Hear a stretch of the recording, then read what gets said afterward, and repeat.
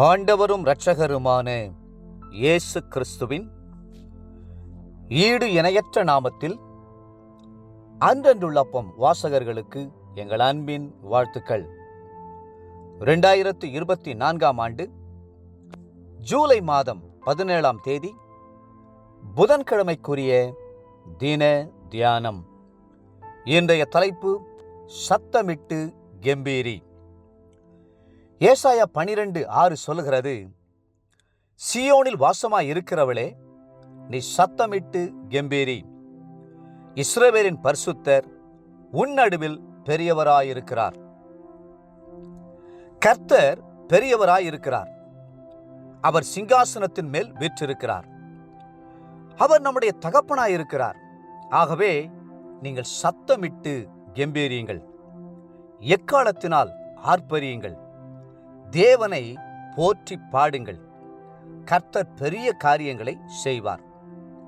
பெரிய தேவனை நாம் நம்முடைய தஞ்சமாகவும் தாபரமாகவும் அடைக்கலமாகவும் கொண்டிருக்கிறோம்.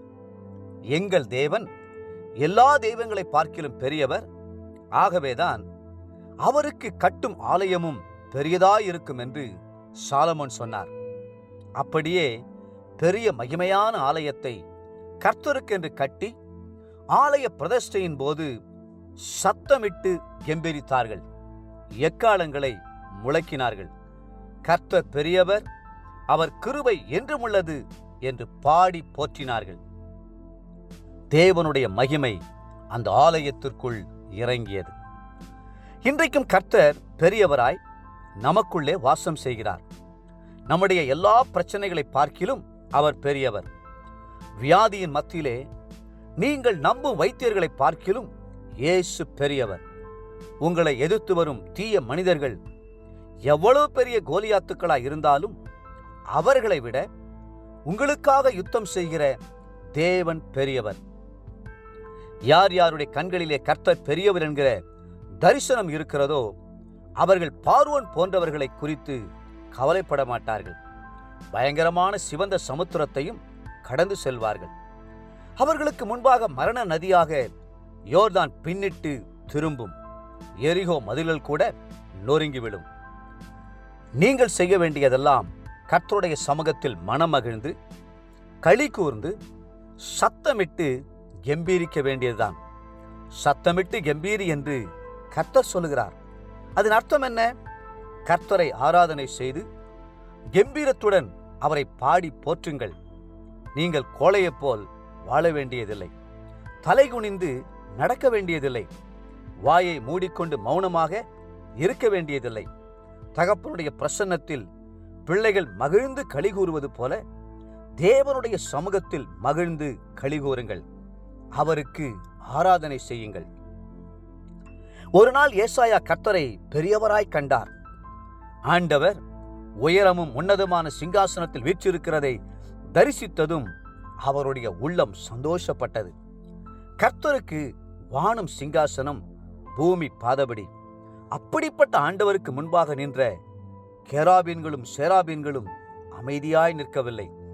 சேனைகளின் தேவனாகிய கர்த்தர் பரிசுத்தர், பரிசுத்தர், பரிசுத்தர், பூமி அனைத்தும் அவருடைய மகிமையினால் நிரம்பி இருக்கிறது என்று சத்தமிட்டு கம்பீரத்துடன் சொன்னார்கள். தேவ பிள்ளைகளே, உங்களுக்குள்ளே அந்த ராஜாவின் ஜெயகம்பீரம் இருக்கட்டும். உங்கள் குடும்பத்தில் ரட்சிப்பின் கம்பீர சத்தம் இருக்கட்டும். சபையின் ஆராதனையிலே கர்த்தரை பாடி துதிக்கும் ஆராதனை நேரம் அதிகமாயிருக்கட்டும். அப்பொழுது கர்த்தர் பெரியவராய் எழுந்தருளி வல்லமையான காரியங்களை செய்வார். இன்றைய நினைவிற்கு யோவேல் 2:21, தேசமே பயப்படாதே, மகிழ்ந்து களிகூறு, கர்த்தர் பெரிய காரியங்களை செய்வார். இன்றைய வேத வாசிப்பு காலை சங்கீதம் 18 மற்றும் 19 சங்கீதங்கள், மாலை அப்போஸ்தலருடைய நடபடிகள் 20 அதிகாரம் 17 38 முடிய. அன்புக்குரிய அன்றன்றுள்ளப்பம் வாசகர்களே, மீண்டும் உங்களை வாழ்த்துகிறோம். கர்த்தருடைய சமூகத்தில் கம்பீரித்து சத்தமிட்டு கர்த்தரை துதியுங்கள். கர்த்ததாமே உங்களை ஆசீர்வதித்து மென்மேலும் உயர்த்துவாராக. ஆமென்.